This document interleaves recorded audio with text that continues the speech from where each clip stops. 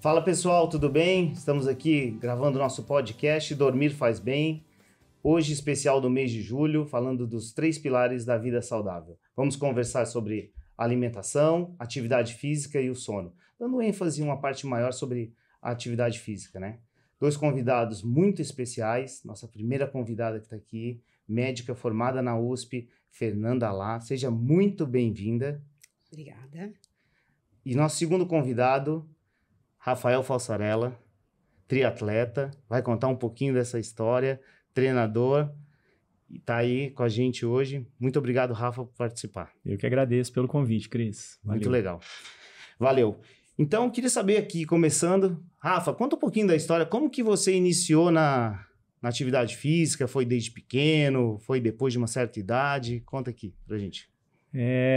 Bom, eu sempre fui aquela criança ativa, né? Sempre estava envolvido ali com alguma brincadeira, esporte, jogava bola desde moleque, né? E aí a escola sempre, vai jogar futebol, vai nadar, vai jogar basquete, experimentando ali todas as atividades e dei sequência, né? Na adolescência já comecei a pedalar. Tem um irmão mais velho que pedalava e aí, Rafa, vamos pedalar junto. E aí já rolava meio que um treino ali, né? Já ia com ele, ia pra rodovia. E dali não parei mais, né? Começou no futebol? Futebol, como toda criança, eu acho, no Brasil, né? Que legal. Começa jogando a bola ali, aí fui fazer natação. Então, sempre envolvido com alguma modalidade esportiva.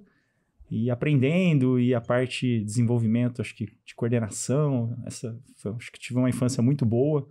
E isso me ajudou no futuro, né? E depois com os treinos da bike, comecei a pedalar muito e já criei assim, uma paixão pela bike desde cedo. E não parei mais, né? E aí continuei escola, faculdade e nunca deixei de pedalar. E depois que eu fui conhecer a corrida, e aí falei, quero fazer uma prova de triatlon, e isso lá há um tempo atrás. E fui conhecendo, participando de competições e não parou mais, né? Estamos aí, trabalhando com isso hoje e amando o esporte cada vez mais. É isso aí. Doutora Fernanda, e você? Como é que você começou na parte do esporte? Foi desde criança também, igual o Rafa? Foi depois de mais velha? Conta um pouquinho pra gente. A minha história é um pouco diferente. Eu fui uma criança ativa também, mas dentro do normal, vamos chamar assim. Não era nenhuma criança... Fazia sempre alguma atividade, nunca fui uma criança parada, mas fazia alguma coisinha aí. Jogava as coisas na escola, não era a melhor, nem a pior, nem a última a ser escolhida. E entrei muito cedo na faculdade de medicina. Sempre fui muito dedicada na faculdade, então eu nunca fui aquela que praticou esporte na faculdade. Eu lembro no início da faculdade, quando eu fazia uns treinos, que era até obrigatório, apesar de eu gostar da atividade física, eu nunca me dediquei muito, eu sempre gostei de correr, mas nunca fiz muito. Mas assim, eu lembro que eu fazia educação física na faculdade, o pessoal me chamou para fazer parte do grupo de corrida, porque eles acharam que eu, por não treinar, tinha facilidade de fazer os treinos que os outros alunos não conseguiam, às vezes fazer 1.600, mas aí eu achava que eu tinha que estudar e eu não tinha tempo de fazer atletismo, enfim. Não fiz muito na faculdade, fazia um mínimo de academia só para manter a saúde mesmo. Aí eu me formei, fui para residência, depois encatei pós-graduação, casei cedo, tive os filhos, ou seja, foi um período que eu fiz muito pouca atividade física, porque eu era dedicada, muito CDF, estudante, residente. Quem é residente de medicina sabe, residência não é uma fase saudável da nossa vida. E aí eu fui começar a me dedicar para atividade física já depois dos 30 e poucos anos, já quando eu já estava trabalhando fora do HC e fora da vida acadêmica, depois que eu terminei a pós. E aí eu comecei a fazer academia, aí eu comecei a correr. Na verdade, eu estava fazendo academia e quem me levou para a corrida, apesar de eu já ter um histórico de gosto, foi meu marido, que estava acima do peso. E na época ele falou, eu vou começar a correr, vamos comigo. E aí eu comecei, como para mim era uma coisa que foi fácil, eu fui correndo com ele, aí fui indo, né, correndo sozinha, eu e ele na academia. E aí fomos indo. Aí ele fez a São Silvestre, aí pegamos gosto. Eu não fiz a São Silvestre, que na época era o horário feminino, era péssimo, era na tarde e o masculino à noite, aí eu acabei indo com ele. E eu nem corri, até hoje eu nunca corri a São Silvestre, aliás. Isso é uma história, é uma brincadeira entre os atletas amadores. E, bom, enfim, aí fomos começando a correr, aí eu gosto muito de distância e sem querer eu fui evoluindo, assim. Foi pra meia maratona e quando eu vi eu tava correndo maratona. E aí eu comecei a correr uma maratona, outra maratona, gostar de treinar e fiquei na corrida há uns anos aí, mas já trabalhando, mais velha. Aí foi uma coisa que eu descobri que eu adoro e aí fui pegando gosto, né? E aí depois de alguns anos de corrida, foi quando me despertou a vontade de fazer triatlon, foi até quando eu fui treinar com o Rafa, que treinava uma turma boa, e aí foi quando eu comecei a fazer triatlon também, que foi para mim um desafio muito grande, porque a natação era um desafio grande, a bike também, mas foi um período muito bom e de muita evolução como atleta, que aí eu não só a corrida, encaixei a natação ali, meio sofrendo, mas foi um desafio muito grande, principalmente porque o triatlon eu comecei a fazer depois dos 40, então foi muito desafiador e a gente fez aí, mas aí eu fui pegando gosto e logo fui. Como eu sempre gostei de prova longa, e logo fui para os meio Iron, e quando eu vi, já estava fazendo Ironman. Porque só a maratona tava tranquilo. Aí ela foi muito fácil. Ela foi fazer a maratona no Ironman. Aí a gente vai se desafiando, e acho que uma das coisas muito interessantes do esporte, mesmo amador, para nós, é esse desafio. A gente tem o trabalho extra e a gente arruma um tempo para treinar, e buscar não só a saúde, como desafios que nos motivam, né? A continuar, a ir para frente, a enfrentar treinos duros, a acordar cedo enfim, desafiar os próprios limites. Acho que isso é muito interessante, é muitos aprendizados que a gente leva para a vida também, em diferentes aspectos. Isso é muito bacana, né? Isso tudo que você falou, porque a rotina da vida de um médico é uma loucura. E aí, como que uma pessoa, depois dos 30... entra nisso aí, passa 50, continua sendo um atleta amador, mas disputando provas em alto nível, né, Rafa? E concilia esse tempo. Eu vejo muitas pessoas tendo dificuldade de dizer, mas eu não quero fazer um triatlon, tem uma versão do triatlon que é menor, né? Sim. É o Smart, né? Sprint, isso, desculpa. E as pessoas dizem, eu não tenho tempo para treinar. Não tem tempo porque não quer treinar, né? Eu não tenho um foco, né? Porque dá para fazer essa prova, né? Como que as pessoas hoje têm procurado uma assessoria mais cedo para vir fazer com o objetivo de finalizar uma prova, de entrar nessa loucura que é o mundo do triatlon aí?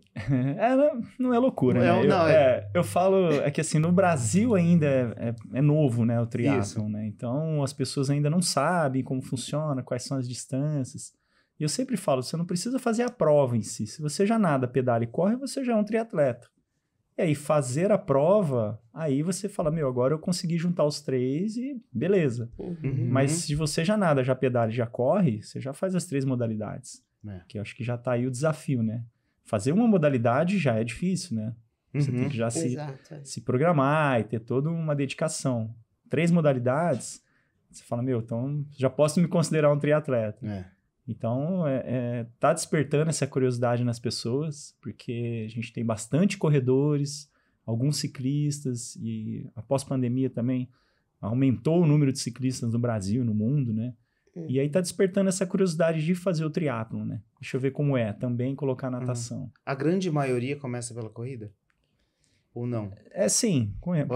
É uma impressão? Não, a grande maioria, acho que por ter já a corrida como a primeira modalidade, né? São poucos que vêm do ciclismo e alguns vêm da natação. Então, acho que a maioria vem da corrida. E aí, inclui as outras modalidades no caminho. Uma coisa bacana que a gente estava conversando essa semana, que você comentou comigo, eu não vou fazer essa prova porque eu tenho que dar um descanso para o meu corpo, né? Sim. E aí entra essa parte do sono, né? Sim, Cada vez mais a gente fala do descanso, que o corpo precisa desse tempo do descanso. Sim. Recentemente eu vi uma reportagem, passou do Abel, treinador do Palmeiras, falando que ele monitora o sono dos atletas. Sim. Eu não sei se vocês viram. Então é impressionante, ele estava dizendo a gente tem que ver porque esse atleta dormiu pouco. Então, qual que é a importância hoje para quem faz um triatlo, ou para quem faz atividade física frequente, o sono, para não treinar todo dia, esse descanso, né? Eu acho que não só para o atleta, né? Acho que para as questões fisiológicas básicas, depois a Fer até pode Sim. explicar mais isso, Uhum. mas o sono é essencial, né? Tá aí nos 3 pilares, né? De dormir, se alimentar bem, praticar atividade física. E para o atleta, mais ainda, porque ele tem um gasto energético maior, ele precisa de uma recuperação melhor, né? Então, é meio que tá tudo ligado, né? Precisa recuperar para você conseguir evoluir, conseguir melhorar a sua performance, ou que seja o condicionamento, porque é aquela sequência, né, de treino, pós-dia, e o sono está incluído nisso, que você vai conseguir ter um resultado melhor e acordar no outro dia melhor. Então tem que se dar essa importância para o sono também, para essa recuperação. Quer falar um pouquinho sobre se tem um hormônio, tem alguma coisa que... O sono é bem amplo, né, pra gente falar, mas sim, isso que o Rafa falou, acho que o sono é importante, muito importante para a saúde, é um dos pilares da vida saudável e um dos que até há algum tempo atrás não era tão valorizado, mas cada vez mais a gente vê a importância do sono, né, no atleta, no idoso, na criança, nem se fala, no jovem, enfim, qualquer paciente, qualquer pessoa se beneficia. A gente sabe que o sono, ele é extremamente importante, porque o sono é um momento onde ocorre uma série de adaptações fisiológicas, né? Tem o período do descanso, tem o período do sono profundo, e o sono REM, as fases do sono, que são muito importantes. E a gente sabe que nessas fases, nas diferentes fases, né? É onde ocorre a recuperação física, no caso que a gente linka unindo com o atleta, né? A recuperação muscular, a produção de hormônios, que são muito importantes no sono, que é o hormônio do crescimento, GH e GF1, a melatonina, que cada vez mais tem sido estudada e a gente sabe que tem um papel importante no descanso.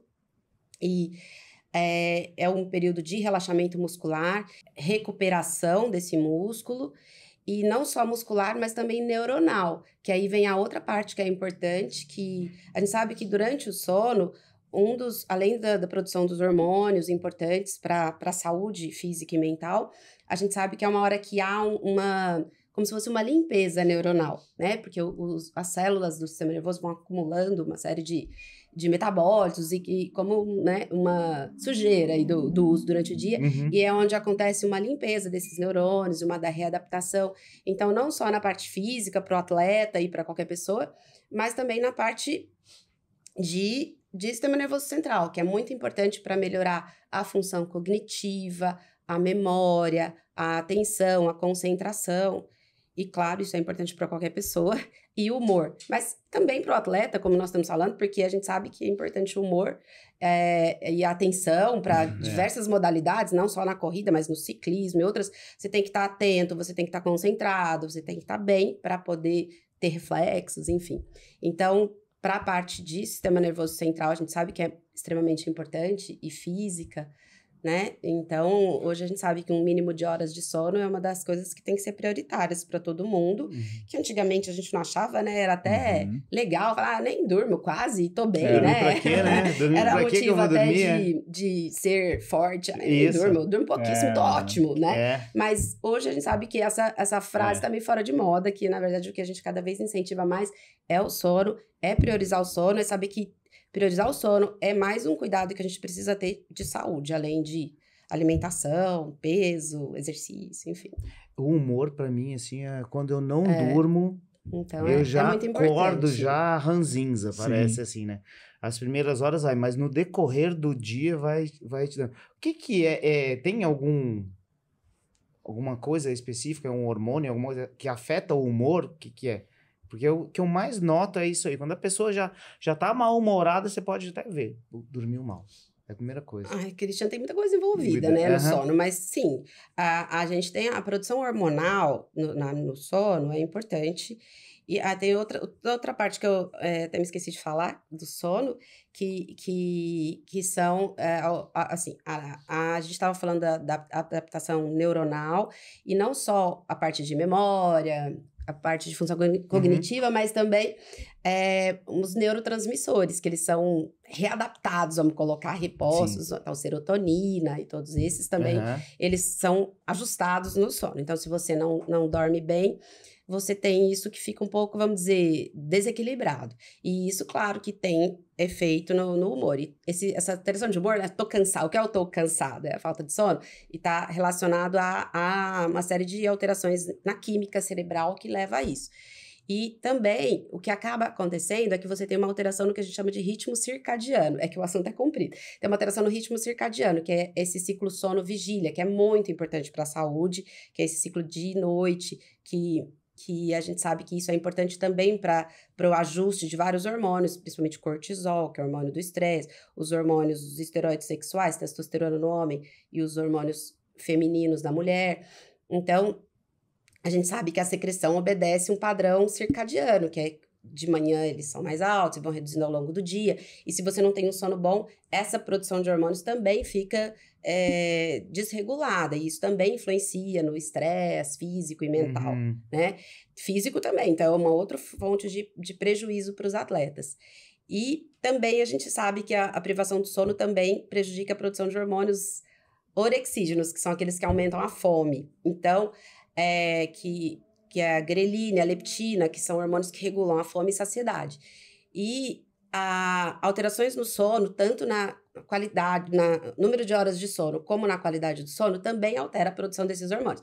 Por isso que o sono também atrapalha o controle de peso. A gente sabe que quem dorme mal, trabalha à noite, dorme pouco, é uma pessoa que tem mais tendência a ganhar peso e mais dificuldade para perder. Então, isso para o paciente obeso é mais uma coisa que é importante no tratamento da obesidade. Ou seja, dormir bem ajuda a emagrecer. Ajuda a emagrecer. Isso é fato. Sim. Rafa, queria que você me contasse um pouquinho, vice-campeão mundial do Ironman.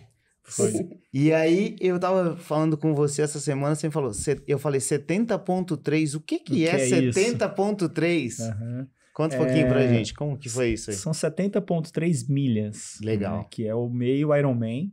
Né? A gente tem um Ironman, que é uma distância de 3.800 metros de natação, 180 quilômetros de ciclismo e 42 quilômetros, que é a maratona no final. E aí eles consideram isso em milhas, né? Que você divide lá 140.6, né? 140.6, 70.3 milhas, que é o meio Ironman. Metade dessas distâncias. E que são várias provas pelo mundo e qualificam para essa etapa do Mundial, que acontece uma vez por ano, tanto no meio quanto no Ironman completo, no full. Uhum. E o ano passado eu tive a felicidade de participar e conseguir a vice-colocação, né? Lá. Que honra, né? Que honra. Foi bom. Como que é uma preparação para uma prova dessa, hein? Vocês dois que já fizeram provas dessa aí. Eu me dá até um medo falando isso. Assim, são anos de treino, né? Hoje eu tenho, de triatlon mesmo, eu tenho 15 anos de triatlon. Então, foram poucos dias que eu não treinei nesses 15 anos. Então, se você pegar e falar, você não descansa, eu descanso, mas eu tenho muitos treinos que são regenerativos, né? É uma recuperação ativa, que você vai fazer uma natação, fazer um pedal leve. Então, são poucos dias ao longo desse tempo que eu fiquei parado.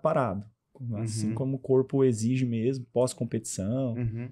Então, é uma longa preparação. Né? E esse não foi o primeiro campeonato mundial, já participei de alguns. Então, isso tudo faz parte da preparação, né? Tanto física quanto a mental. De você estar bem psicologicamente, de saber enfrentar ali as dificuldades. Então, eu acho que o dia a dia dos treinos, né, da rotina, e mais esse longo período aí, que eu acho que em qualquer outra modalidade ou atividade, trabalho, você precisa ir, às vezes, de um tempo para entender o que você está fazendo, né? Uhum. Ganhar uma bagagem. Muito legal, parabéns aí. E você, Fernanda, fala para mim, quando você fez a primeira prova, como que foi? A preparação, quanto tempo, assim? Porque eu tenho vontade, acho que nunca vou fazer um Ironman, mas uma meia maratona. Nunca. A gente aprende que uma nada é impossível, né? Como eles mesmos dizem. Uma meia maratona eu gostaria muito de fazer. Eu já corri 18, foi o meu limite que eu corri. E depois Rafa. eu parei. Mas eu, Rafa... Como diz, né, Rafa? Quem corre 18, corre 21. 21, tá muito próximo. Você chegou muito quase perto, lá. Quase lá. Isso. Aí a primeira prova de triatlon, na verdade, como eu contei, eu vim da corrida, né? Eu comecei na corrida, eu sempre fui uma pessoa que... Eu falo que eu acho que toda prova tem seu grau de dificuldade e cada um tem um biotipo que prefere uma ou outra, e eu acho que, igual o Rafa falou do triatlon, tem as versões mais curtas, que são mais viáveis para a maioria das pessoas, e que o tempo até para treino fica mais fácil, enfim. Mas como eu sempre fui uma pessoa que gostou de prova longa, eu nunca fiz uma prova de 5 quilômetros na vida. Eu comecei a correr, aí teve uma prova de 10 quilômetros, foi a primeira que eu fiz, uma prova festiva, até do Silveira, da Multibike, que ele costuma fazer prova mais de bicicleta e corrida de trilha, mas foi uma prova festiva. E aí, eu gostei, e aí vamos treinar pra meia maratona? Aí, fui treinar pra meia maratona, então a primeira prova que eu fiz maior, assim, foi a meia maratona do Rio, na época. Era uma prova que a gente gostava bastante de ir, porque sempre foi muito festiva. Era até a meia da Globo, que tinha na época, né? Que era aquela que largava 10 horas da manhã e acabava meio-dia. Era um sofrimento. A gente vê que tá ficando mais conhece quando a umas gente provas que eu lembra não dessas... sei. Tá bom. Essa da São Silvestre que largava feminino, eu não lembrava. Tá horário diferente. Não, exatamente. Essa da Globo diferente. você não lembrava também? Também não. Tá bom. A da Globo, então era bem legal no Rio. E então foi uma emoção muito grande. Eu acho que quem gosta, né? Acho que a gente, depois que tem contato com isso, a gente fala, ai, gostei, é minha praia, como o pessoal brinca, bichinho de picô. E aí, desde então, eu fui participando de várias provas longas, porque sempre foi minha preferência. E eu acho que eu sempre tive um perfil mais de resistência, então eu sempre gostei. E assim foi quando eu fui pro triatlon. Eu já fui com uma bagagem de algumas maratonas nas costas. Quando eu comecei triatlon, eu fui conversar com o Rafa e comecei a treinar o desafio das novas modalidades, principalmente a natação, né? Que para mim, como para vários triatletas, eu acho ainda é o grande desafio. E aí fui encaixando na minha vida, né? Foi esse um desafio que eu fiz uma época, foi bem legal. A primeira prova que eu fiz de triatlon foi em Santos. A gente fez bastante gente da turma, eu lembro que foi muito animado, porque foi muita gente junto. Então, foi a primeira prova, eu lembro muito bem, né? Foi uma marca minha que eu vim da corrida, então foi a primeira prova que eu fiz de triatlon, foi um desafio gigantesco. Nossa, eu fiz uma prova de triatlon, mesmo já fazendo as outras modalidades, juntar tudo foi muito bacana, que foi no Troféu Brasil em Santos, que também é uma prova que já tem há algum tempo e bem legal. Tradicional, no meio aqui, e eu acho que é uma distância acessível para muita gente, então eu acho um desafio muito bacana. E mesmo não sendo a maior fã de prova curta, eu acho que foi muito legal. E aí logo fiz um olímpico, aí já parti pro 70.3, mas não é o que a gente recomenda, né, Rafa? Fala aí. Não é o que a gente recomenda, mas é porque eu sempre gostei de prova longa. Já tinha esse perfil histórico grande de outros treinos. Então foi quanto tempo? 20 anos que você corre, você falou? Eu até lembrei esse ano, porque eu comecei a correr oficialmente, assim, né? Não em academia, eu fazia treinos bem esporádicos, que eu comecei a correr foi em 2003, porque foi quando eu deixei um contrato no HC, terminei uma fase no HC, fui trabalhar só no consultório, então tinha mais tempo, administrava meu tempo melhor. Então foi em 2003 que eu comecei a correr regularmente, faz 20 anos. Você vê, né? 20 anos, porque você, assim, falar, nunca vou fazer um Ironman, as pessoas acham que a gente é super atleta, super extraterrestre. Consistência é muito importante, né, Rafa? Não é, consistência. Então, então quando a gente fala, Fernanda, você começou no triatlo logo, foi pro 70.3? Não, eu fiz algumas provas curtas, mas fui rápido. Passei pelo processo. Passei pelo processo. Mas o histórico anterior era grande, né? Já fazia mais 10 anos que eu corria quando eu fui fazer triatlo. E é bem isso que você falou, e até por isso que eu falei, essa loucura, né? Não é a loucura. Não é. É uma rotina. Sim, uma rotina que a gente vai criando, vai estabelecendo, vai fazendo tempo. Não precisa chegar e fazer, vou pedalar 180 quilômetros. Não, peraí. Aí é loucura, realmente. Mas se você for aos poucos, né? O nosso corpo é treinável, então a gente vai indo. E é aquele negócio, né? A gente não sabe onde a gente vai chegar, né? A gente nunca sabe o limite. Eu não posso ser o que eu quero na minha vida, eu posso ser tudo. Não, mas você não conhece o teu limite. Exato. Se você começar a treinar, você vai ver que vai desenvolvendo melhor. Sim. Isso. Vai explorando, vai se desafiando e assim Uma funciona. coisa que me frustrou foi a parte de lesão. Eu tive 2 lesões na panturrilha, né? A Fernanda sabe porque eu passei lá com uma, e eu fiquei muito frustrado. Eu tava bem, eu tava correndo bem, e aí eu machuquei. E depois da fisioterapia, cara, a fisioterapia também foi outra coisa que mudou na minha vida. Melhorou muito, me deu alguns limites, mas fazer a fisioterapia me ajuda muito. E as pessoas não têm muita consciência disso ainda, né? As pessoas vão no limite e às vezes até No caso da corrida, eu acho, né? Porque quando você já está nesse processo já de fazer o triatlo, você já está mais avançado, você já tem um conhecimento aí sobre nutrição, fisioterapia, fortalecimento. A corrida, por ser, acho que mais democrática, você simplesmente compra um tênis e sai correndo. Sai correndo, Então, é legal por um ponto, mas, por outro lado, assim, eu vejo que muita gente ainda, acho que a grande maioria ainda não tem uma orientação, não tem um acompanhamento de um profissional. E o profissional, ele tá ali para isso, para te falar, ó, o seu treino é esse, você tem que descansar entre esse treino e esse, você tem que ter um fisioterapeuta para fazer uma manutenção, não é nem para recuperar também uma lesão, né? Mas vamos prevenir essa lesão, assim como um nutricionista para fazer o controle de peso. Então, esse acompanhamento é muito importante. E aos poucos, né, as pessoas estão aprendendo e sabendo, tendo informações. Mas eu acho que na corrida é onde mais acontece esse tipo de caso de lesão, por não ter ainda, chegar nesse ponto, né, de ter essa orientação. Eu acho essa questão mesmo do democrático, né? Porque as pessoas começam assim, eu vou comprar um tênis e vou correr, e hoje tem prova, quer dizer, sei lá, quase todo final de semana tem uma provinha, e é uma delícia. É uma delícia, é muito bom, e acho que quanto mais gente correndo, melhor. Né? Então as pessoas começam, vão fazer os 5, às vezes corre um e anda os outros 4, e tá super valendo, é muito bacana isso mesmo. Só que é frustrante, que nem você, porque a hora que você machuca, aquilo te limita, né? E pode ser, às vezes, bem grave. Né? Foi lesão 2. Foi então, bem grave. Pode ter uma fratura por estresse, enfim. Isso. E aí você fica frustrado, porque você para de treinar e você, né? Pô, não vou treinar mais, não vou correr mais porque machuca. E não é bem assim, né? E depois da pandemia, né? Agora entrando mais na parte da endocrinologia, como é que foi? As pessoas procuram mais? Têm buscado mais uma vida saudável? Você sentiu uma diferença ou não? O que você me diz, assim, os pacientes? Christian, eu acho que pouco, mas não tanto quanto eu esperaria, talvez, que houvesse. Infelizmente, eu acho que alguns aprendizados na pandemia, mas eu acho que não tantos. Eu acho que ainda a gente fala de atleta, de treinos, mas a gente ainda tem uma porcentagem muito grande da população, eu vejo no consultório, grande de pacientes que ainda tem dificuldade para começar uma atividade física, para fazer um mínimo.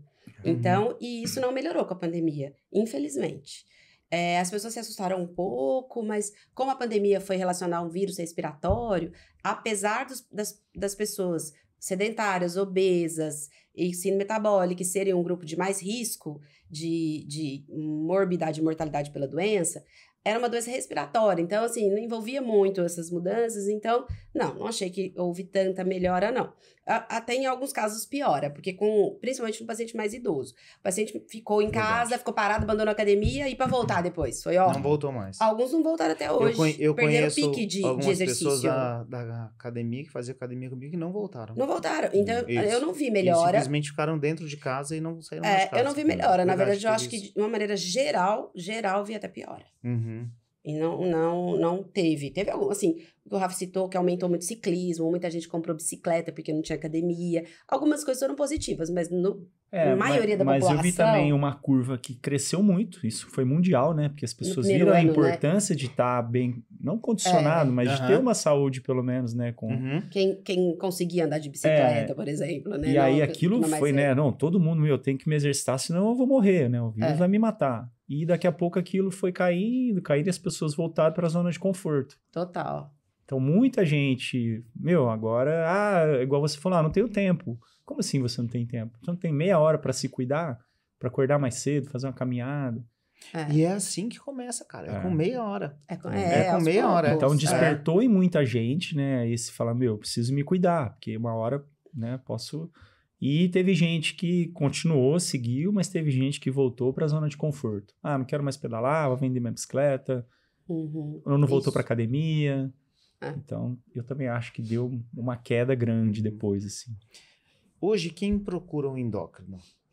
É geral? Vem de um clínico geral? Vem de uma indicação? Como que é? Conta um pouquinho. Bom, depende do endocrinologista. Tem alguns endocrinologistas que fazem mais uma área ou outra, mas de uma maneira geral, o endocrinologista é um médico que a maioria das vezes o paciente vai por por ele mesmo, ou por indicação de amigos, parentes, ou às vezes outro médico indica. Endocrinologista é um profissional muito amplo, a gente atende muita coisa. Desde as doenças, né, Christian? A diabetes, obesidade, que é uma doença crônica, as doenças de tireoide. Então, às vezes, isso pode ter sido detectado em exames do ginecologista, do cardiologista, então tá com uma glicose alta, encaminha alteração de exame da tireoide, ou palpa um nódulo na tireoide também.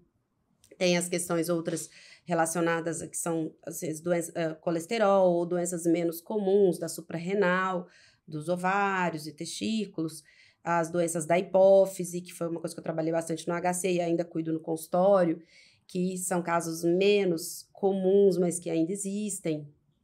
E a gente também acaba que o endocrinologista cuida de um pouco do geral, porque a gente acaba auxiliando no paciente que faz atividade física e quer se cuidar, junto com o nutricionista, com o educador físico, com, às vezes, o fisioterapeuta, né? Enfim, é mais um profissional que pode ajudar esses pacientes. E é uma coisa que eu sempre gostei, então é uma coisa que eu tô sempre lendo e ajudando de uma maneira ou outra. Além do médico do esporte, é claro, para casos mais específicos, né? Mas, então, o paciente que faz atividade física procura. Então, eu acho que o número de pacientes que a gente cuida é muito grande. Eu acho que, em termos de número, o que mais a gente tem no consultório hoje é a obesidade e as complicações relacionadas à obesidade, ao sobrepeso e ao sedentarismo, né? Que é glicose alta, síndrome metabólica, gordura abdominal, que é uma gordura inflamatória, gordura no fígado, com todos os problemas e as comorbidades que isso aí traz. Ainda é o mais comum no consultório. Para mim, foi uma virada de chave, assim, imensa, assim. Procurar ajuda, né? Procurar uma ajuda. Que já é um bom começo. Do médico, e aí começa, né? O que eu procuro é isso. Eu vou a cada 6 meses, né? E para mim é ótimo, dá um direcionamento. E as pessoas, eu acho que ainda usam muito pouco esse profissional, procuram muito pouco ainda. As pessoas procuram um pouco. É lógico que eu tenho uma visão viciada, que eu vejo quem me procura, mas eu acho que sim. Eu acho que um trabalho bom que a gente faz de endocrinologista é o trabalho de prevenção. É isso, exatamente, de incentivo à mudança de vida. Às vezes a gente precisa usar medicamento, às vezes a gente orienta a alimentação, encaminha para o nutricionista para ter um auxílio profissional, uma alimentação correta, a atividade física. Então, é uma coisa que, nossa, para mim é uma luta constante no meu consultório. Encaminhamento constante. E eu vejo assim, é um conjunto de coisas, né? Você encaminha um nutricionista, um preparador físico, um trabalho multidisciplinar. Exato. E com a expectativa de vida brasileira, cresceu bastante, né? Nos últimos anos aí. Cresceu. Converso bastante disso, né? Eu sou jovem, eu digo ainda. Cresceu. Com certeza. A gente vê cada vez mais idosos fazendo maratona, meia maratona, e é muito bacana isso. E com isso eles têm procurado mais os profissionais da saúde ou não? Como que está sendo? Ou essas pessoas que têm feito esporte depois dos 60 anos em alto nível, né? Porque 80 anos correndo uma maratona, a pessoa se cuidou. É uma pessoa que vem cuidando desses pilares. O que vocês acham sobre isso? Ou não? Ou isso é uma coisa mais fisiológica? Isso é da pessoa? Isso é hereditário? Não sei. Eu acho que tem um pouco, bem pouco, né? Da parte fisiológica ali da pessoa, mas acho que a pessoa que chega nesse nível, nessa idade, com uma saúde legal, ao ponto de fazer uma prova, competir, que seja um atleta ou não, é porque ela se cuidou, né, na maioria. Tem o histórico de cuidados, que é o que está acontecendo com a gente, né? A gente está avançando cada vez mais. Eu vejo pelo... Mesmo com a idade? Com a idade, eu vejo no triatlon, por exemplo, né? As categorias vão subindo e cada vez mais fortes. Antes era 35, 40 mais forte, agora é 45, 44, daqui a pouco é 50 e 60, e você vê categorias assim, cada vez mais velhas, né, e mais fortes. Isso é vocês que fizeram prova já pelo mundo aí, vários lugares do mundo, isso é uma tendência mundial? Ou o brasileiro se cuida mais? Não, mundial. É mundial? É mundial. Acho que até mais do que no Brasil. Eu também acho. Quando eu fui no Havaí, Unidos, né? Eu fui no Havaí, acho que a segunda vez que eu fui pro Havaí, 2012, não me lembro, eles já, naquele ano, eles abriram a categoria 85+. Meu Deus do céu. Porque já tinha atleta americano já correndo essa categoria, acima de 85 anos.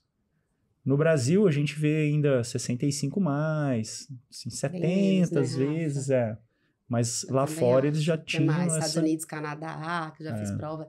Você vê muito mais gente forte, muito mais gente na sua Uma outra categoria do que aqui, cultura, né? Outra cultura. Mas outra cultura. isso vocês veem que é o americano ou canadense se cuidando nessa idade? Ou são pessoas de outros lugares do mundo que vão fazer a prova lá? Não, São americano, americanos, que canadense, se europeu, cuidaram há mais europeu. tempo, são que já se atletas cuidam há mais tempo, né? Que coisa. Porque a impressão que a gente tem quando a gente vai para os Estados Unidos é... Cara, eles estão morrendo pela boca, né? Tanto que eles tem comem... também que é um muita nicho ali, obesidade. né? Mas o volume maior que você vê de industrializado e tudo aquilo, A e fast população food, ainda está muito obesa. É. É que aí a gente está falando assim, do caso de atleta, a gente vê mais atleta mais velho. Mas porque a cultura de esporte lá é melhor, mas ainda tem muita obesidade lá. Aqui no Brasil também. Mas, infelizmente, ainda o grosso é de pessoas sedentárias e obesas. E sobrepeso. Uhum. É que é uma... a nossa luta fala, diária. ao mesmo tempo que a gente fala que tem muita gente... O Rafa é treinador, então treina atletas.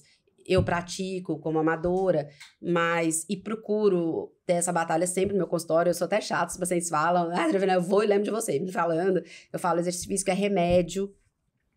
É necessário, goste você ou não, precisa fazer. Mas a grande maioria, Christian, ainda é de pacientes com pouca atividade física, ou com sobrepeso, obesidade, sim. Nos Estados Unidos, muito, e aqui também.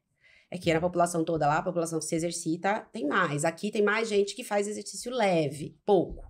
Lá tem mais atleta, com mais desempenho, como você foi falando. Mas aqui ainda... E respondendo até um pouco da pergunta que você fez inicialmente, que foi da expectativa de vida do brasileiro, aumentou, mas porque aumentou os cuidados básicos de saúde, melhorou a qualidade das medicações e do serviço médico que é oferecido, não tanto pela mudança de hábito de vida da população, infelizmente. A gente esquece infelizmente. isso. Hoje, se você me perguntou como médico, eu te falo, aumentou a expectativa de vida? Sim, mas porque melhorou os cuidados de sanitários e médicos para a população, não a hábito de vida. Infelizmente, a obesidade e sobrepeso vem crescendo e isso é um problema de saúde pública. É que essa comida, esse fast food, o iFood, esse... Do mesmo jeito que a gente está falando de um lado da coisa, tem o outro ainda bem complicado no nosso país. É verdade, isso é verdade. E a pessoa que vai iniciar hoje a atividade física, a gente vê muitos jovens hoje já não saindo para balada, já indo dormir mais cedo, indo treinar no outro dia, que isso, sei lá, eu não via isso na minha idade. Eu ia pra balada e se fosse treinar, se sobrasse tempo, alguma coisa. Mas hoje tem uma cultura também que tá mudando um pouquinho nessa parte mais jovem, né? Que eu não sei se a gente mais velho vê hoje. Eu vejo muitos jovens hoje treinando, indo pra academia, no final de semana, que nada, eu vou descansar, que eu vou treinar, eu vou fazer isso aí. Eu acho assim, tem muita coisa ainda, né, pra melhorar a população ainda, né? Falta muita coisa, muita informação, acho que é cultural, né? Nas escolas, enfim. Própria alimentação, educação, enfim. Em qualidade de vida, na verdade, isso, né? Eu acho que não cabe a nós, então tem esse problema. E tem a questão, por exemplo, da meninada mais jovem, a questão de rede social, então eles têm mais acesso. E isso acaba, né, trazendo coisas boas e coisas ruins, e eu acho que a parte boa é isso, um pouquinho da vaidade, né? Um pouquinho de se cuidar, de olhar, de ver que tem gente fazendo aquilo. Então, eu acho que isso é legal. A parte boa dos blogueiros fitness, né? Dos blogueiros funciona, fitness. É verdade. Porque mexe com a vaidade, mexe com vaidade. Vaidade. Então, ele não vai ali porque ele tá preocupado com a saúde dele. Ele vai porque ele quer ficar forte, a menina quer ficar magrinha. E é legal, porque aí ele vai pra academia. Às vezes ele um incentivo inicial. É um incentivo. Eu acho legal. Você sabe que isso é tão interessante? Eu fui num curso e era de empreendedores e um dos desafios, uns 2, 3 levantaram, eu quero ficar no shape até o final do ano. É isso. Então, isso da vaidade é uma outra situação. Sim, isso é uma coisa que a gente trabalha muito na assessoria, porque assim, eu trabalho com atletas até de alto rendimento, atletas de altíssima performance. Mas o nosso foco é no iniciante. Então, assim, você comece o básico, porque primeiro a gente prioriza a sua saúde. E depois a estética, a performance, quem quer performance, mas tem que começar pelo básico. Né? Então, a gente faz esse trabalho desde o básico, para começar uma vida saudável e passando orientando os hábitos de alimentação, indicar o nutricionista, a questão do fisioterapeuta. Então, vai mostrando o caminho. E aí tem a pessoa que, não, eu quero ficar aqui, tá bom. Eu quero porque eu quero emagrecer. E eu quero porque eu quero performance. Aí a gente vai direcionando. E isso é muito legal, né?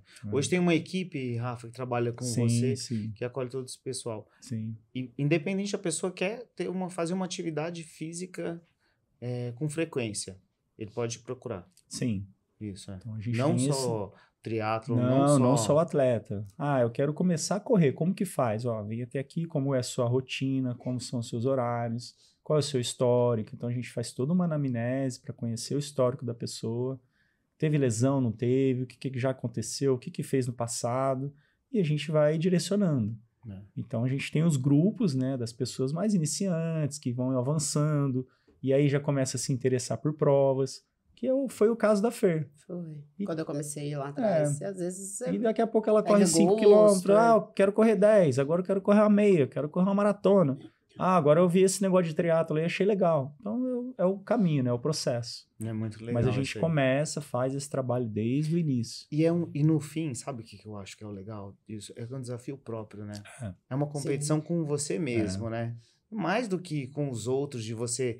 É lógico que todo mundo sonha em chegar lá no pódio e ser o segundo no Ironman. Tudo isso mas no fim a luta é contra você mesmo, né? É um desafio, e você já deve ter percebido isso. Quando você começa a fazer os treinos e começa a ver o resultado, aí você falou, é legal, funciona mesmo. Eu tô emagrecendo, olha que legal, vou continuar. Né? Então você vê a sua evolução. E aí que eu acho que vai ficando legal, né? Você vai se desafiando e procurando novas metas. Quando, na pandemia, depois da Covid, eu tive uma alteração no fígado, né?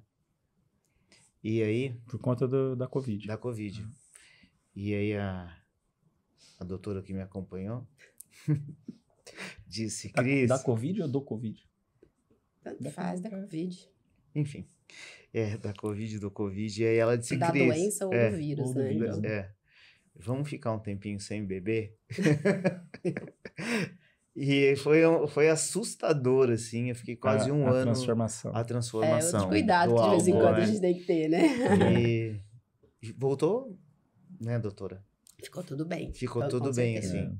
Em um ano, assim, foi surpreendente, assim, o que o organismo, ele voltou. Eu sei que o fígado regenera, né? Ele volta, né? Até certo ponto, sim. Graças a Deus. Se passa de um ponto, às vezes não. Tava num pontinho ali legal e ele voltou. Mas, assim, o tanto que a gente fica bem, né? Sim.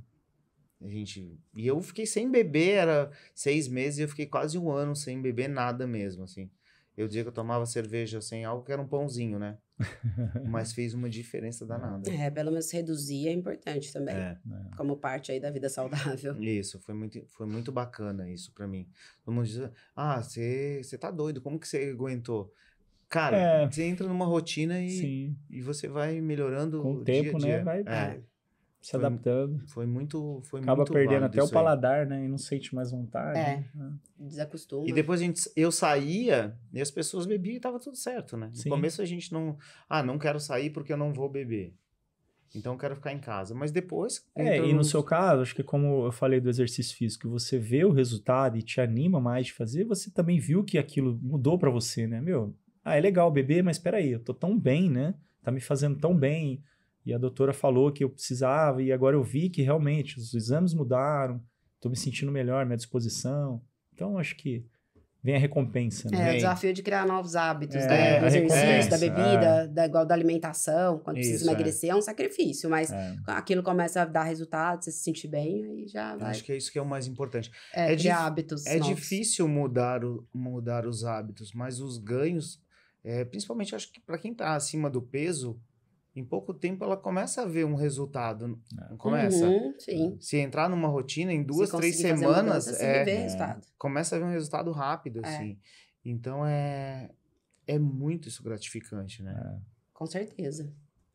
Para fazer uma dieta, para praticar um exercício, né? Eu acho que a grande dificuldade das pessoas é a autossabotagem, né? Ela cria alguma barreira para dificultar aquilo. Mas eu não consigo fazer uma caminhada porque eu vou ter que, né, meu trabalho, eu não consigo deixar de comer isso porque eu tenho que jantar. Então, assim, ela cria barreira com ela mesma e não prioriza, né? Ela mesma cria aquela dificuldade. Exato, é. E nós somos assim, né? Isso. Quando você não prioriza, você vai criar uma dificuldade e, por que eu não fiz aquilo depois, né? Você parar pra pensar. E você sabe que isso a gente fala bastante na indústria, na parte nossa lá, a gente fala assim, cara, sempre vai existir uma desculpa para você não fazer isso. É a coisa mais fácil, é você arrumar uma desculpa. Ah, não vamos gravar hoje. Não vou gravar hoje porque tá muito frio, eu tô com a garganta aqui irritada, e aí a gente não vai vir, eu vou viajar amanhã. Eu vou viajar amanhã, você vai viajar amanhã. Sim. Fernanda tem E a gente muito trabalho cria amanhã. a barreira, né? Cria essa barreira. Então, E com a dieta, eu acho que é difícil, porque envolve, né, a questão de hormônio, e de você estar com fome. Tem mais coisa ainda do que isso por trás. Muita coisa por trás. E o exercício, porque você tem que se exercitar, né? Você tem que levantar, você tem que fazer força. Então, é difícil. Tem que pular da cama. Você sabe que eu conversei com uma psicóloga e ela falou que às vezes a gente chega em casa cansado e o teu metabolismo, você pensa, você processa assim, eu tô cansado, mas eu preciso comer alguma coisa. Eu tenho que comer alguma coisa. E você não tá com fome. Mas você tá cansado e você, não, eu preciso comer qualquer coisa. E aí você abre a geladeira, come uma tralha, uma tranqueira, e não é isso que você quer.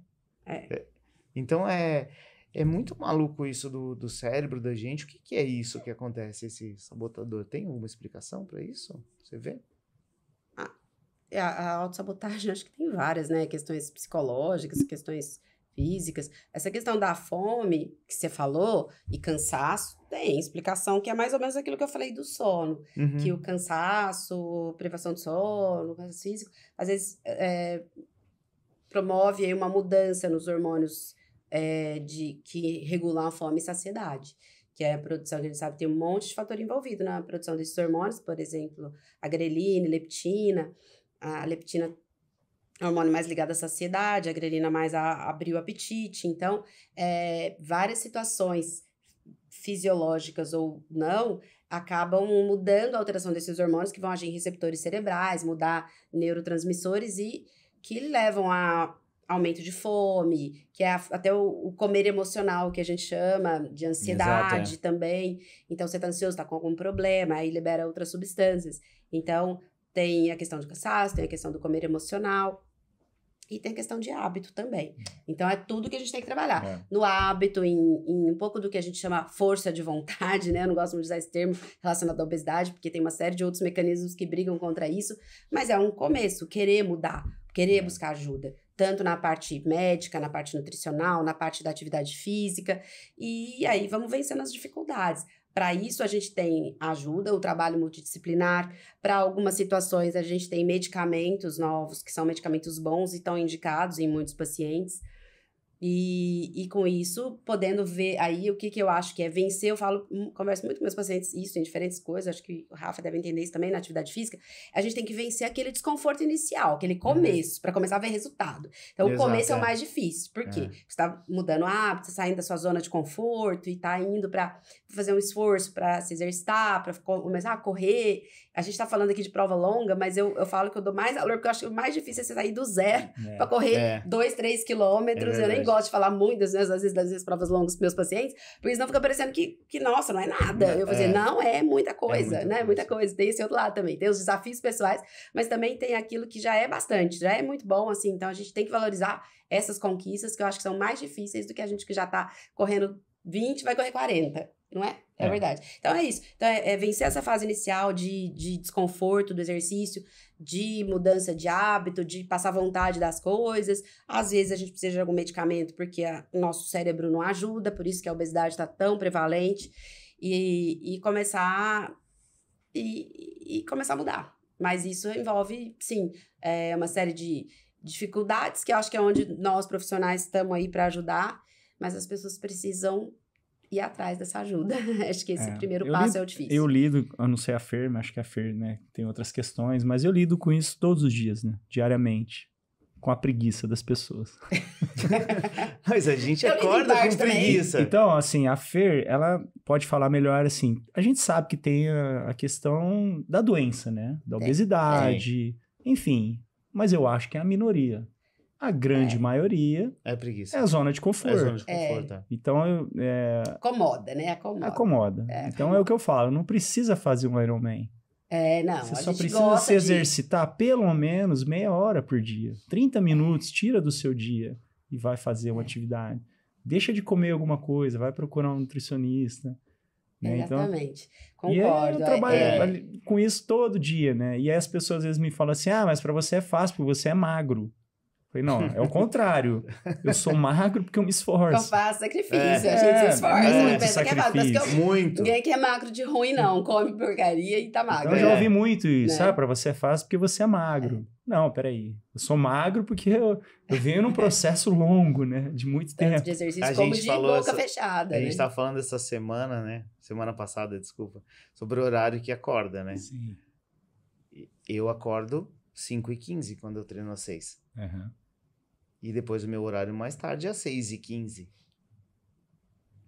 Então, isso é um hábito. É um hábito. Uhum. E isso é difícil no final de semana eu acordar mais tarde que isso. Eu já tô acordando naquele horáriozinho ali. Então, cria uma rotina. Envolve um pouco de sacrifício. Sim, total. Total. Né? Então, muito gostoso. Vou dormir até às 7, até às 8, sei lá. A hora que a pessoa pode. Tem gente que dorme até mais. Mas eu me sinto bem treinando às 6 da manhã. Pra mim é legal esse horário. 7 horas eu tô saindo da academia, tô chegando. 8h15 por aí eu tô no trabalho e tá a joia. Então isso... Perfeito. Eu gosto desse horário. Eu treinava à noite. Pra mim não funcionava. Eu achava que eu chegava muito acelerado à noite. Sim. Treinava às 7h30 da noite, chegava em casa 9 horas, comia alguma coisa, dormia 11h30, no outro dia às vezes eu tava mais cansado. Esse horário não.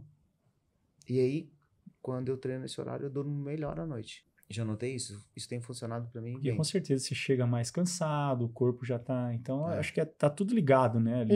Exato. A alimentação, o sono, que são os pilares. Eu brinco que é um círculo vicioso do bem, né? Você começa a treinar, aí você quer comer melhor pra ficar bem, aí você dorme melhor, enfim. Por que dorme mal? Porque não se exercitou, porque comeu mal. E aí aquela bebeu coisa demais, vai virando aquela bola de neve, né? Então, às vezes bebe demais, não faz exercício, aí, enfim. Sim, todo mundo sabe, a grande maioria sabe, mas não bota em prática. A execução é falha. É isso.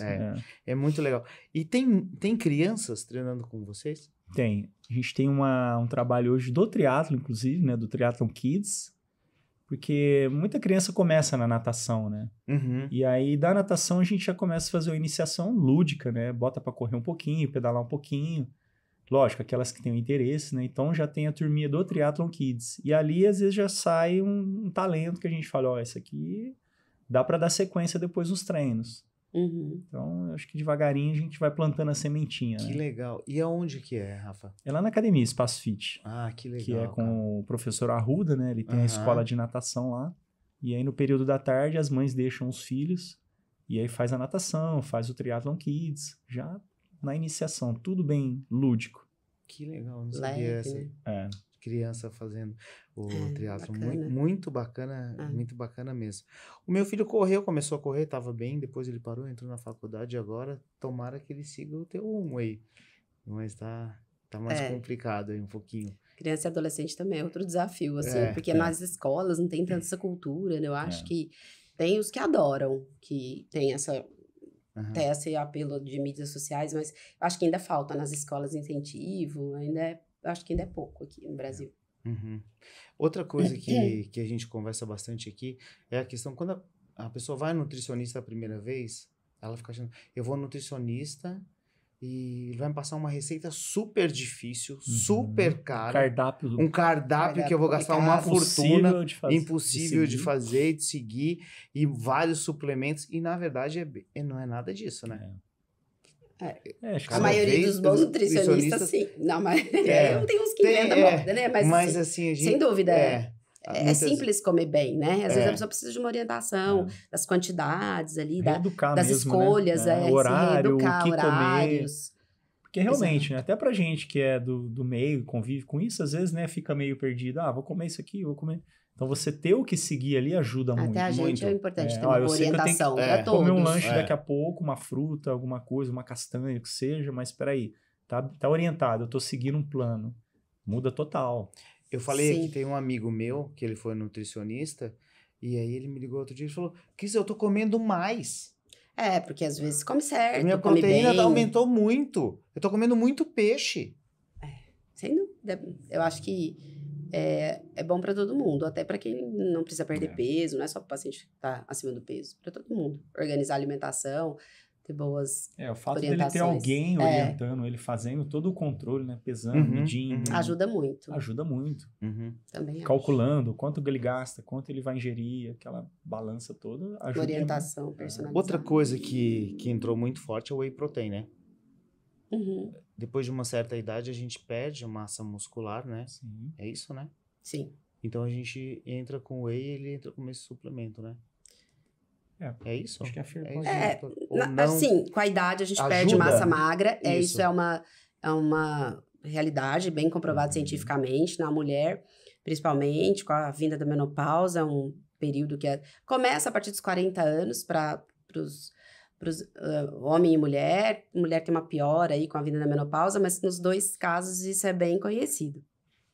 Por isso que é mais importante ainda exercício de fortalecimento com a idade, né? De ganho de força. Isso aí é fundamental. Para todas as idades, mas com a idade mais ainda. E a gente sabe que a gente está falando de alimentação, que uma suplementação proteica adequada é importante para o músculo.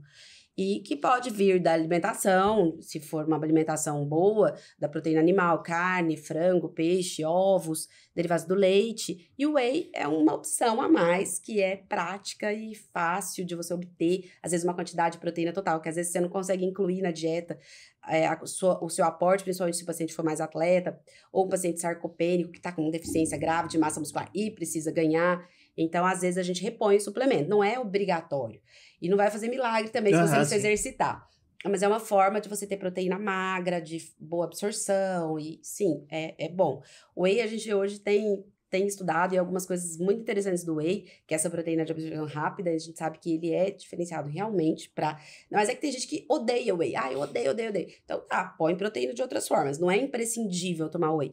Mas os estudos têm mostrado, sim, que as características do whey, o whey é a proteína isolada do leite, ele tem rico em leucina, que é um aminoácido importante para a formação de massa magra e energia. Então, a gente sabe que, sim, ajuda, sim, no ganho de massa magra. A gente sabe que o whey hoje tem estudos mostrando que aumenta GLP-1, que é um hormônio importante até de saciedade.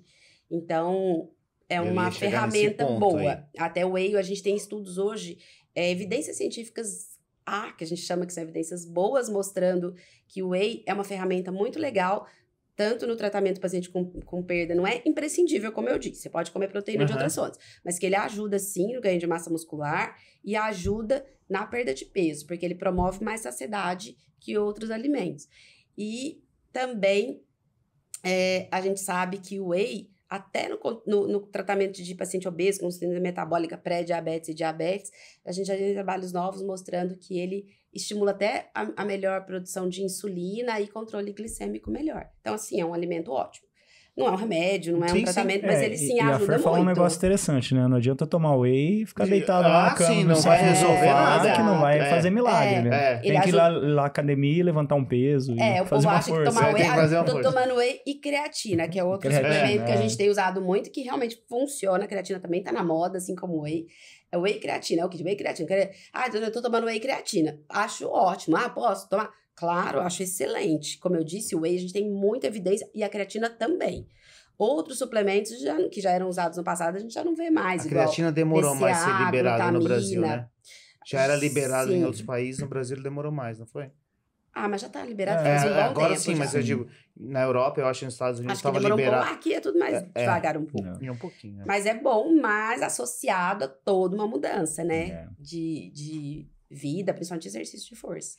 Mas eu sinto isso do whey da saciedade. O whey ajuda na saciedade e a gente tem evidências boas hoje, não só eu acho, mas ajuda, sim. Então, quem puder incluir na alimentação, com certeza ajuda. Outra coisa que eu queria perguntar para vocês aqui, gera um pouquinho de polêmica, é atividade física e atividade muscular. O treino aeróbico e o treino muscular, né? O que queima mais, o que queima menos? As pessoas dizem, eu faço aeróbico, queima mais, o muscular queima menos. Eles são complementares. Sim, né? Um complementa o outro. Né? Isso. Não dá para falar que um queima mais. Tem a parte catabólica, que é onde você está queimando ali, né? Vamos dizer, queimando a caloria ali, gastando a caloria durante o exercício, né? Porque você tem o anabolismo e o catabolismo que formam o seu metabolismo. Então, uma atividade aeróbia, muitas vezes você está catabolizando, você está gastando energia ali executando, né? E a musculação, o treinamento de força, não que ela não seja catabólica, mas ela tem talvez um processo maior anabólico para quem faz treino de muito peso, muita carga, que você após o exercício, você ainda está se recuperando, então onde vem o seu anabolismo? Então um complementa o outro, né? E tem muito trabalho que a gente chama de treino concorrente, que é exatamente isso, é o circuito, o famoso circuito, né? Você misturar a musculação com uma corrida, com aeróbio, que acelera muito o processo, né? De gasto calórico, enfim. Então, ó, tem que associar os dois. Tanto para saúde, quanto para perda de peso. Hoje, meu treino com o personal é 45 minutos. Perfeito. É um treino mais intenso, um pouquinho. E aí, depois eu faço... corro mais 2 quilômetros, ou então corro antes, assim, um pouquinho para dar aquele aquecimento. Depois... É o que você falou, ele é mais intenso. Então, ele não deixa de ser um treino catabólico, porque você tá, assim, no gás total ali, né? E aí, você acabou o treino, você vai tomar o seu whey, você vai dormir, né? Que faz parte, e aí você vai anabolizar tudo aquilo. Então, um treino complementa o outro. Muito legal. E o paciente com mais massa magra também é um paciente que tem um gasto basal maior. Isso. Né? Além durante o exercício, mesmo que a gente não esteja contando só o gasto calórico durante, não seja um treino tão intenso, nem tão forte, qualquer ganho de massa magra já é benéfico na sua taxa metabólica basal. Então, às vezes fala, mas musculação não emagrece? Às vezes não é que o gasto calórico é tão grande naquele momento, mas se você tendo mais massa magra, você vai ser uma pessoa que tem um metabolismo, uma taxa metabólica basal de repouso maior também, além do exercício. Exato. Mas é interessante, Cris, porque isso é uma coisa que eu vejo que é cultural mesmo, assim, né? Eu sempre indico a musculação, o treino de força, fortalecimento para as pessoas. E eu sempre falo, isso é para sua vida. Eu quero começar a correr, como que eu faço? Então você vai correr pelo menos 3 vezes na semana, e 2 vezes você tem que fazer um fortalecimento, seja ele qual for. Pilates, quer ir para musculação, procura um jeito de fazer um fortalecimento. Uma musculação. Funcional. Mas eu não quero fazer musculação porque eu vou ficar forte. Porque as pessoas têm essa imagem da musculação ainda, de que vai ficar musculoso. Eu falo, não. Você precisa do treinamento de força, que seja a musculação, para exatamente ganhar massa magra, melhorar fazer a manutenção. Então tem isso muito ainda cultural e assim, até hoje, às vezes eu abordo as pessoas e falo, mas eu não vou ficar forte. Mas eu quero emagrecer. Procura um profissional, tanto o treinador quanto o nutricionista, que eles vão direcionar para você não ficar forte, enfim, chegar no plano que você quer. Muito legal, isso aí. Mas eu acho que diminuiu um pouquinho, né? Eu quero ficar fortão, ou não? No nosso meio não tem muito, porque né? O cara muito forte, muito pesado, ele tem que carregar o peso dele. Né? Tem isso, Então, na nossa linha... Ainda tem um pouco, mas não no esporte saudável. Na nossa linha Endurance, não tem muito. Até acontece muitas vezes o cara vem muito fortão, a gente tem casos ainda, assim, na assessoria, que começam a fazer o triatlo e ele sofre com aquilo. Tá pesado, né? Eu mesmo, assim, lá atrás, eu fui um atleta praticamente de bodybuilder, eu queria, na minha adolescência e tal, ficar fortão. E o meu corpo demorou para transformar. Então, eu era pesadão. E hoje eu tenho ainda atletas pesados que eu falo, vai com calma, paciência, que o seu corpo vai se transformar. Mas legal. Mudou bastante o perfil, né? Gente, a gente tá chegando aqui pro final aqui. Já passamos uma hora. Pena. Tem muita assunto. Muita coisa. A gente começa a conversar e não para mais. Eu queria agradecer demais a presença de vocês dois aqui. Obrigado. Muito enriquecedor aqui o nosso bate-papo, né? A gente vai falando e não tem fim. E queria que vocês dessem um recado aí pra galera aí. Falasse um pouquinho. Bom, eu também queria agradecer o convite, né? Muito legal e tô aprendendo muito a questão dos colchões e, né? Gosto muito, tô estudando muito essa parte de recuperação. Que legal. Cada vez tem coisa nova, a gente tem ferramentas para medir o sono.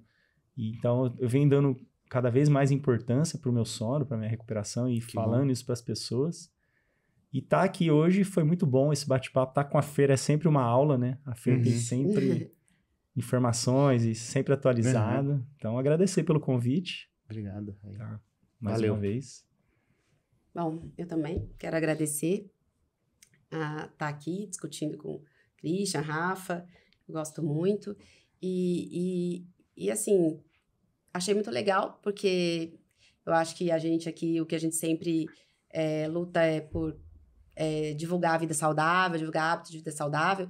O podcast surgiu da ideia dos colchões de dormir, que a gente falou aqui que é uma coisa muito importante, mas disso vem uma série de outras coisas, né, que fazem parte aí da vida saudável, como o exercício, alimentação, peso, a saúde como um todo, os cuidados médicos, enfim, até outras coisas que não são as mais importantes, mas que também são, como a socialização que a gente falou, cuidado da saúde mental e outras coisas que hoje a gente inclui também, né, na vida saudável. Então, é bom, mesmo que a gente falar por cima de tanta coisa, porque é um assunto tão, né, cada parte da vida saudável é tão extenso que a gente ia ficar aqui falando por horas e horas, mas eu acho que foi bom discutir um pouco, a gente sempre gosta, discute e sempre aprende e pode transmitir um pouco também. Obrigada.